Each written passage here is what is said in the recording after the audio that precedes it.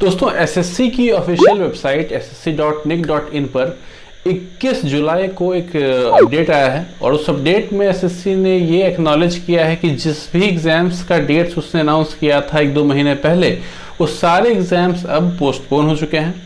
उसमें आप SSC CHSL की बात करें या सीपीओ की बात करें या एसएससी जेई की बात करें, स्टेनोग्राफर की बात करें, एसएससी सीजीएल टियर 2 तक की भी बात करें, ये सारे एग्जाम्स पोस्टपोन हो चुके हैं। सबसे ज़्यादा पोस्टपोन हुआ है एसएससी सीएचएसएल ऑब्वियसली, क्योंकि वो सबसे नज़दीक था। वो 17 अगस्त से ही स्टार्ट होने वाला था, तो उसको 2 महीना पुश किया गया है। बाकी एग्जाम्स को 15 दिन, 1 महीना, 1.5 महीना इस तरह से पुश किया गया है।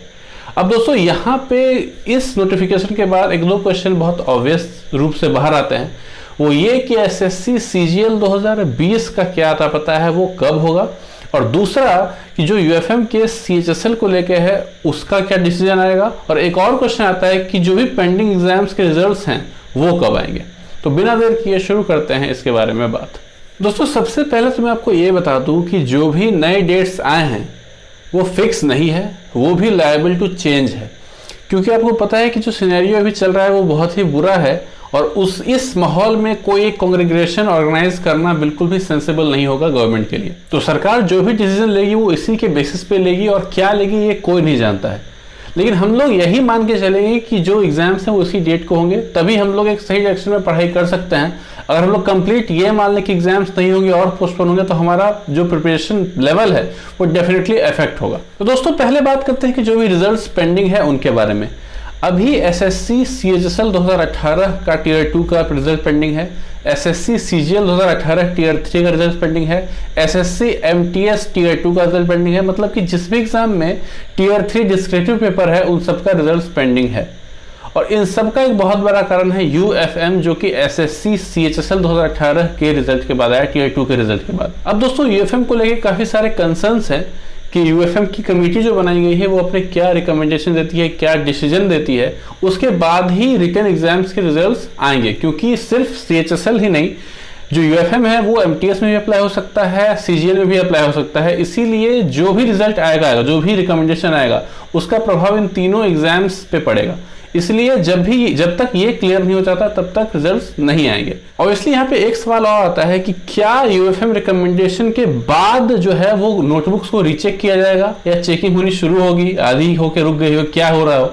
तो ऐसा कुछ नहीं है दोस्तों कि चेक होना बाद में शुरू होगा, क्योंकि चेकिंग प्रोसेस सेम होती है। यूएफएम एक स्पेशल केस है जिसके आधार पर बच्चों को एलिमिनेट किया गया था। क्या वो एमटीएस में भी अप्लाई होगा, सीजीएल में भी अप्लाई होगा, और क्या सीएचएसएल में भी कंटिन्यू होगा, इस चीज पे बहस है। इसी चीज का हमें इंतजार है। अब यहाँ पे आपको मैं ये बता देता हूँ कि अभी एसएससी कोई भी ऑफिशियल नोटिफिकेशन इन चीज को लेकर जारी उसने नहीं किया है, चाहे वो रिजल्ट को के डेट को लेकर हो या एग्जाम के डेट को लेकर हो, और ना ही अभी किसी भी तरह का कोई आरटीआई का रिप्लाई एसएससी दे रहा है।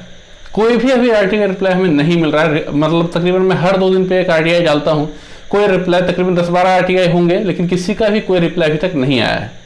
अब दोस्तों इसका मतलब यह है कि जो प्रोसेस चल रही है, इंटरनल प्रोसेस चलती है, वो काफी स्लो है। डेफिनेटली कोरोना का असर वहां भी है, तो हम लोग एक्सपेक्ट कर सकते हैं कि डेफिनेटली यहाँ पे डिले देखने को मिलेगा ही मिलेगा। तो दोस्तों वो ये कंक्लूड कर सकते हैं कि जिस भी एग्जाम्स का डिस्क्रिप्टिव पेपर का रिजल्ट अवेटेड है वो यूएफएम के रिकमेंडेशन के बाद आएगा, जब वो अपना रिकमेंडेशन दे देगी। अब ये कब देगी इसका कोई अता पता नहीं है। उम्मीद था कि जून लास्ट तक इसका आ जाएगा, लेकिन नहीं आया है। एसएससी ने कहा था कि जून लास्ट तक आ जाएगा, लेकिन अभी तक नहीं आया है। अब कब तक आएगा, वो क्यों नहीं हो रहा है, इसके बारे में कोई अता पता नहीं है, ना आरटीआई का रिप्लाई है, तो हम इसके बारे में कुछ कह नहीं सकते हैं। अब बात करते हैं कि एसएससी सीजीएल 2018 टियर 1 2020 का एग्जाम कब होगा। अब ये बहुत बड़ा कंसर्न है दोस्तों, क्योंकि जिन लोगों ने 2019 दिया है टियर 1, जिनका अच्छा नहीं गया है, जो टियर 1 क्वालिफायर नहीं कर पाए हैं, उन सबका नजर अब 2020 पे ही है कि वो इसी एग्जाम पे अपना पूरा हुनर दिखाएंगे। तो दोस्तों एक हम लोग एस्टिमेट ही कर सकते हैं, क्योंकि ना कोई आरटीआई का रिप्लाई है, ना ही कोई ऑफिशियल नोटिफिकेशन है, तो एक एस्टिमेशन ही हम लोग कर सकते हैं।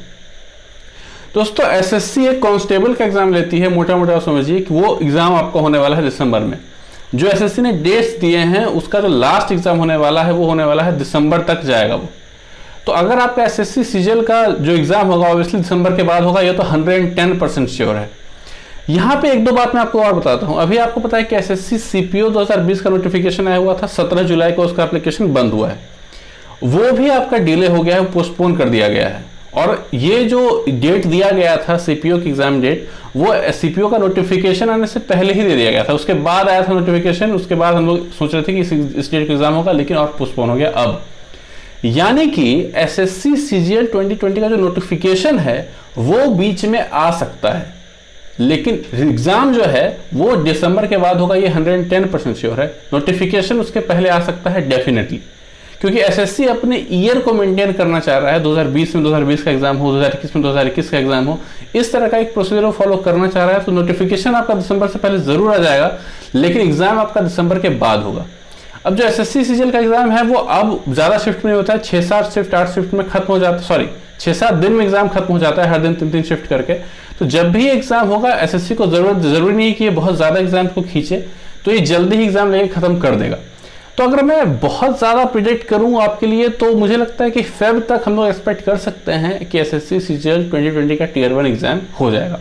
तो दोस्तों अभी से अगर हम लोग काउंट करें तो आपके पास तकरीबन 6 महीने हैं।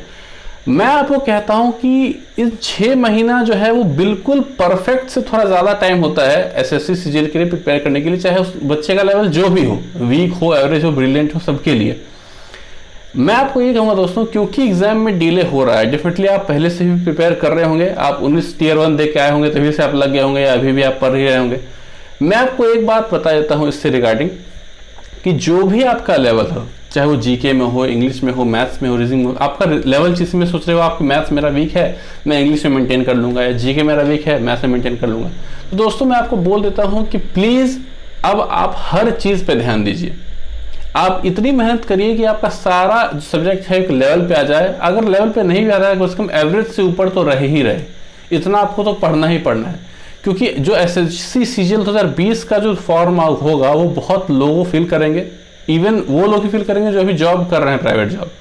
तो डेफिनेटली जो कट ऑफ है, कंपटीशन है, वो काफी ज्यादा बढ़ने वाला है।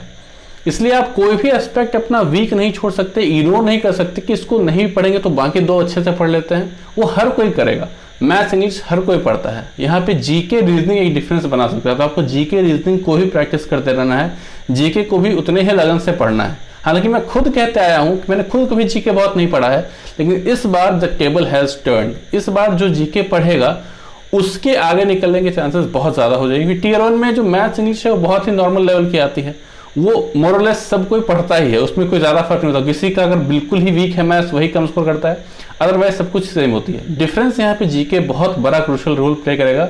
जिसका जीके अच्छा होगा वो डेफिनेटली टियर 1 में एज लेके जाएगा। इसीलिए मैं कह रहा हूं कि आपका फेब से पहले एग्जाम होने के चांसेस बहुत कम है। तो इसीलिए जो भी टाइम बचा है आप हर सब्जेक्ट को डेडिकेट करें, इक्वली टाइम डिस्ट्रीब्यूट करें, एक प्रॉपर रूटीन स्ट्रेटजी के साथ पढ़ाई करें। क्योंकि कोरोना है, आपको इस टाइम कोई बहुत ज़्यादा आपको ट्रैवलिंग करनी नहीं है, कोई आपका जो रूटीन है वो बदलने नहीं वाला है, तो उस रूटीन को आप लंबे टाइम तक फॉलो कर सकते हैं। इसीलिए इस अटेम्प्ट को अपना लास्ट अटेम्प्ट मान के आप दीजिए, चाहे आपका ये फर्स्ट अटेम्प्ट क्यों ना हो।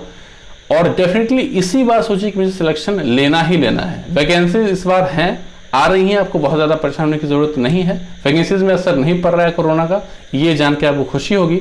तो बस जी जान से लग जाइए। मैं आपको हूँ यहाँ पे आपको बताने के लिए, गाइड करने के लिए, मोटिवेट करने के लिए। काफ़ी सारी वीडियोस मेरी बनी हुई हैं, काफ़ी सारी वीडियोस और मैं लेके आता रहूँगा आपको हेल्प करने के लिए।